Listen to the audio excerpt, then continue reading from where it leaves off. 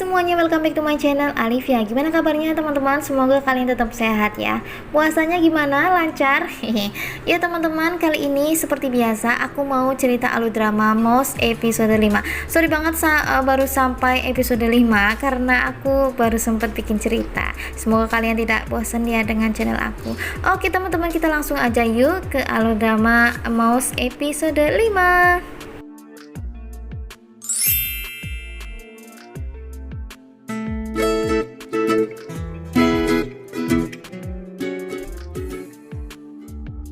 Kita ke episode 4 terakhir dulu ya teman-teman. Di episode 4 terakhir, Muji melakukan siaran dan berbicara dengan psikopat. Muji mengejek psikopat akan memberitahu alasan psikopat memilih korbannya. Namun sebelumnya, dia menyuruhnya untuk menghubungi Muji dan memastikan Hankook masih hidup. Di sisi lain, Sung Yohan menonton acara Kumuji dan menuju ruang bawah tanah. Namun pemandangan tiba-tiba berubah ketika melihat Barem masuk, di mana di depan Barem itu ada anak seperti Hankook. Oke teman-teman, kita lanjut ya yang ke episode 5. Scene dimulai ketika di depan Barem anak bertopeng seperti milik Hankook terlihat sedang ketakutan. Barem mengancam kepada Muji bahwa anak kecil itu tidak akan selamat jika Muji tidak mengatakan standar dalam memilih korbannya dengan waktu yang sudah disepakati. Detektif Park Do-sok terlihat khawatir dengan Muji karena dia mempunyai pengalaman tampil di TV dan merasa sombong kepada psikopat. Lalu dia kehilangan kedua anaknya. Dia pun khawatir pengalaman yang sama akan terjadi pada Muji. Di acara Sherlock Hongju yang disiarkan secara langsung, Muji menjelaskan kesamaan pembunuhan korbannya, yaitu terdapat tanda salib di dekat TKP dan jari tengah menunjuk ke arah salib tersebut, yang mengartikan sang pembunuh membenci Tuhannya. Byun Sung Moon, ibu tunggal yang menafkahi putrinya. Pak Jong Ho, pemuda yang bekerja siang dan malam. Si psikopat ini mengambil barang yang berarti di korbannya dan meletakkan ke korban selanjutnya. Muji menjelaskan korban berstatus sosial rendah tapi berhati mulia. Tiba-tiba seorang penelpon mengatakan bahwa Muji terlibat perjudian ilegal dan menerima suap dari pejabat. Dia tampil di depan TV tidak untuk menyelamatkan Hankook, tetapi untuk membalas dendam karena dia salah satu korban headhunter. Publik yang menyaksikan langsung berkomentar buruk kepada Muji. Lalu Muji mengatakan kalau dia melakukan siaran TV untuk menyelamatkan Hankook, bukan karena emosi untuk membalas dendam. Dia berjanji emosi balas dendam tidak mempengaruhi dalam menyelamatkan Hankook. Tiba-tiba Muji mendapat kiriman dari penculik. Kiriman itu berupa video penculikan Hankook.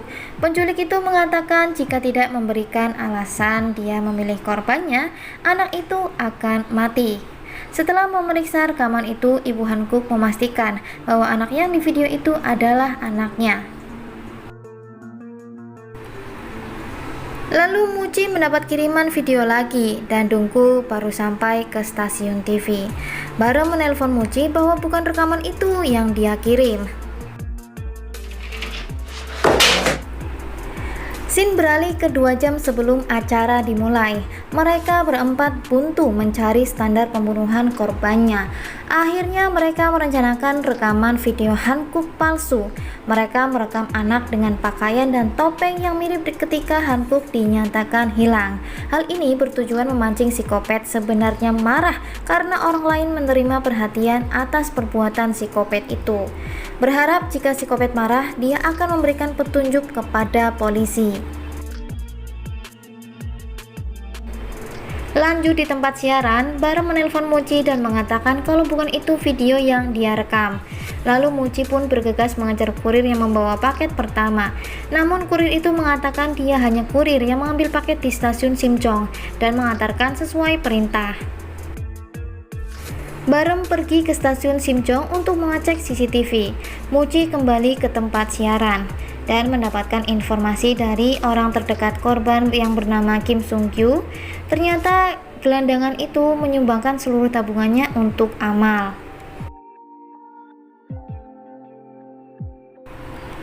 Tiba-tiba seorang yang mempermalukan Mochi di awal tadi menelpon kembali dan mengatakan kalau video itu palsu. Namun Mochi menyangkal karena itu adalah video asli dari penculiknya dan menayangkan CCTV di stasiun Simchong.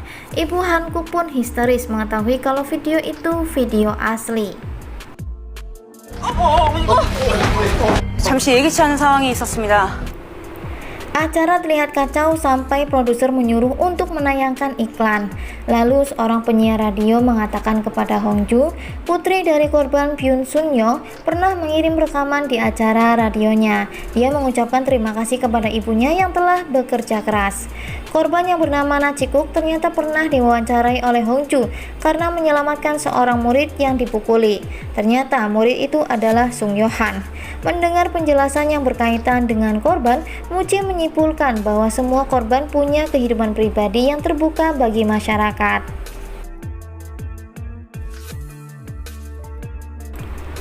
Tiba-tiba sebuah acara ditampilkan secara live dan menyangkal video penculikan Hankuk berdasarkan bukti-bukti yang ditemukan. Reporter itu mengatakan kalau acara Sherlock Hongju direkayasa dengan membuat video palsu Hankuk. Publik yang mengetahui pun merasa sangat kecewa kepada Mochi. Lalu Mochi mengakui bahwa mereka merekam video palsu untuk memancing pembunuhnya. Tapi Mochi tidak menayangkan video yang mereka buat. Yang ditayangkan pertama adalah video asli dari psikopatnya, karena video yang dikirim dari psikopat itu tiba sebelum video palsu ditayangkan. Dalam acara tandingan Sherlock Hongju, seorang reporter mengatakan kalau video yang ditayangkan itu video palsu terlihat dari CCTV stasiun Simchong. Pembunuh menyuruh Hankuk meletakkan amplop di loker 14. Video palsu yang direkam pembunuh diletakkan di loker 13 dan kurir mengambil paket di loker 13. Video yang pertama adalah video palsu. Pembunuh dengan sengaja mengulur waktu supaya Hankuk tidak bisa diselamatkan.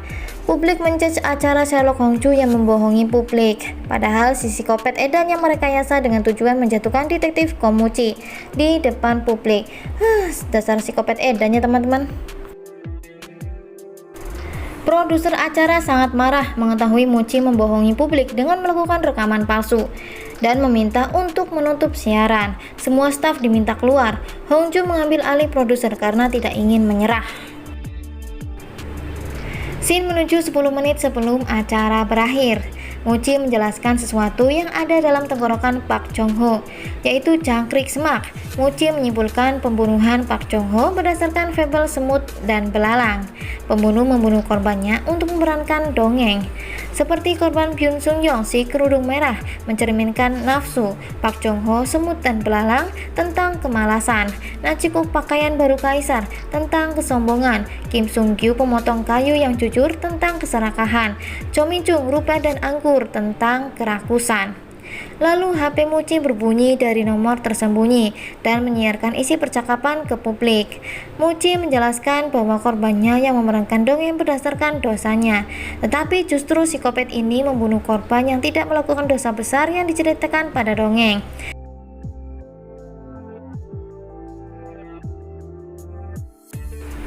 Sementara nenek Bongi merupakan korban yang tidak beruntung. Psikopat juga tidak senang membunuh nenek tua yang tidak bisa melawan. Hankuk adalah korban dari pencerminan amarah karena dia tidak marah kepada ayahnya yang meninggalkannya. Polisi sudah sampai TKP. Mochi diminta mengulur waktu agar psikopat fokus pada acara. Polisi langsung menangkap pria yang sedang menelpon, mengira pria itu sedang menelpon Mochi. Namun ternyata yang ditangkap oleh polisi itu bukan psikopat, namun pria biasa yang sedang menelpon istrinya. Kali ini polisi dikebuli psikopat karena psikopatnya meletakkan HP di tas yang dibawa oleh pria itu, sehingga polisi menangkap sinyal yang terbawa di tas itu. Lalu isi paket yang berada di loker 14 berhasil ditampilkan. Video itu ditampilkan ke publik. Psikopat itu mengatakan bukan Hankuk yang seharusnya marah, tetapi pendeta Muwon, kakak Mochi. Psikopat mengatakan orang tua Muwon korban headhunter. Dia pun cacat, tapi dia justru memaafkan headhunter. Muwon diminta marah kepada headhunter, maka dia akan selamat dari pembunuhan. Namun Muwon tidak kunjung meluapkan amarahnya. Perlu diingat ya teman-teman, dia adalah korban headhunter yang selamat di perkemahan bersama dengan Mochi, meskipun kondisinya cacat.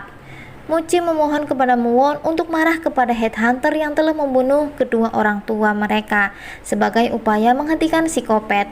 Namun Muwon menolak untuk melakukannya atau marah dengannya. Namun Muwon juga tetap menolak. Muji sampai berlutut memohon agar psikopat berhenti. Namun pada akhirnya Muwon terbunuh di siaran langsung TV.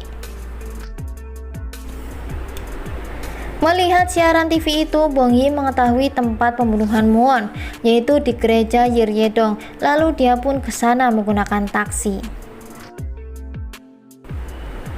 Pada saat Muji tiba di gereja, dia mendapati Muwon tergantung. Sementara tulisan itu berlumuran darah di dinding bertuliskan, "Aku adalah Tuhan."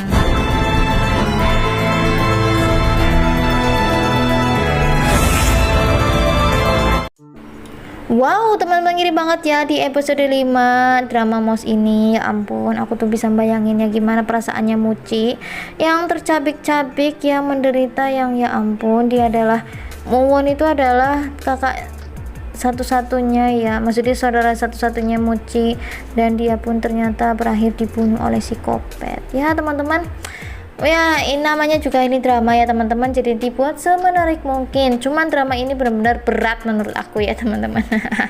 Gak segampang drama-drama yang lain, tapi nggak apa-apa, disitulah keenjoyannya ya teman-teman ya. Jadi teman-teman jangan berharap menonton drama untuk menghilangkan stres ya, tapi untuk menambah kesetresan, malah mungkin teman-teman tidak bisa tidur karena memikirkan teori-teori di dalam drama Mouse. Oke teman-teman, itu aja lalu drama Mouse episode 5, ditunggu episode selanjutnya. Aku sih janji sampai episode terakhir, cuman mungkin agak lambat karena ya banyak banget ya, mungkin karena aku ada urusan dan lain-lain. Dan teman-teman jangan lupa komennya supaya aku semangat, komen, like gitu ya teman-teman, jadi biar aku semangat bikin videonya. Kalau teman-teman gak komen, aku juga agak males bikin videonya. Oke teman-teman, segitu aja, semoga kalian suka. See you on my next video. Dadah, jangan lupa subscribe, like, dan komen.